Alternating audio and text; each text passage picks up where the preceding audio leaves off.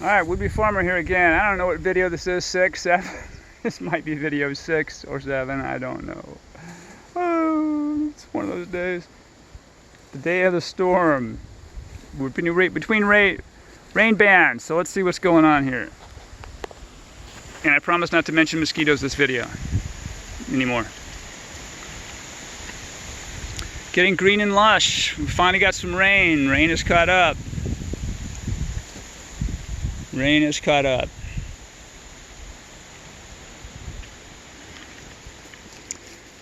May we had maybe 1 inch, probably less than 1 inch, maybe a half inch for the whole month. April we didn't have much except for one period where we had 6 inches in 5 days. That's all we had in April. 6 inches though is pretty good, but when you get it one fell swoop like that, that's a little bit trickier to infiltrate and use. The pond in the back was happy to have it, of course.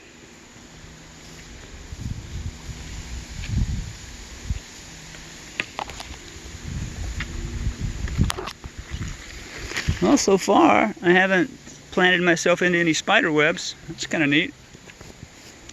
Mosquitoes have gotten their fair share. There they go again. Ah, I said I wasn't going to talk about mosquitoes again. Oh well, they were just drilling me in the head. Okay. Headed up by our pump house. Oh, I don't talk much about our water systems anymore. Our water systems include a couple of rain barrels that take water from rainwater off the roof.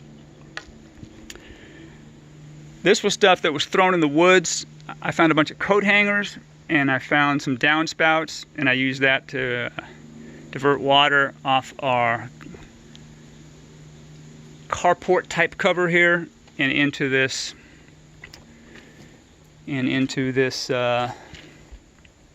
garden cart. It keeps it out of our pathway. It keeps a lot of the water out of our pathway.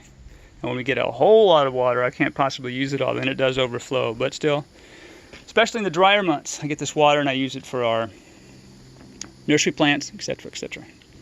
Whatever else needs water. And it's another rain barrel. We use, I think it's an Asian technique where you hang chains from your roof or your gutter, and the water tends to trickle down on the chains. Now, when we get one of those gully washers, of course, the water's just going to go crazy out, and not going to hit those chains so much. But you get my point. All right, spin this way.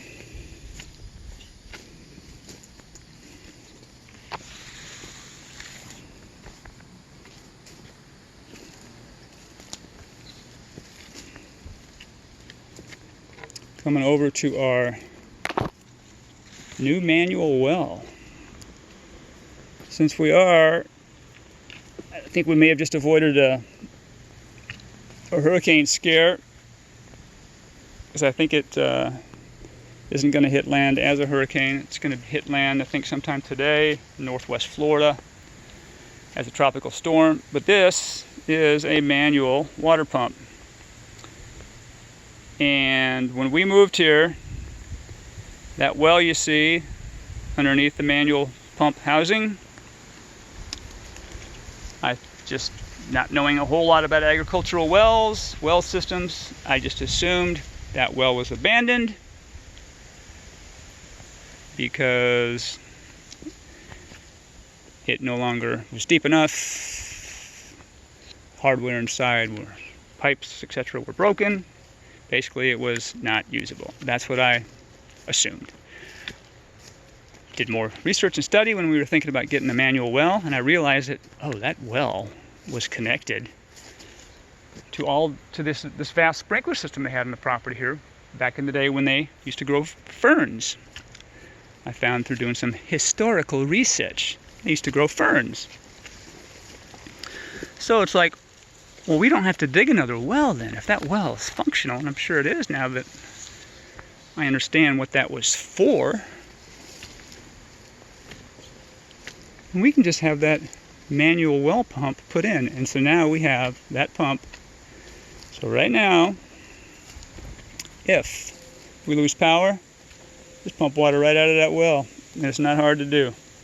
No, I'm not giving you a demo now. It's just not what I'm doing today. But yeah, so that water, if we need to, if the whole neighborhood has trouble, if we lose power for a few days or whatever, I can provide water for this whole neighborhood of 4 houses, a small little neighborhood, and even some of the ones further away. We'll have water. So that's kind of neat to know. Kind of neat to have some basic low-tech features we can share with the community.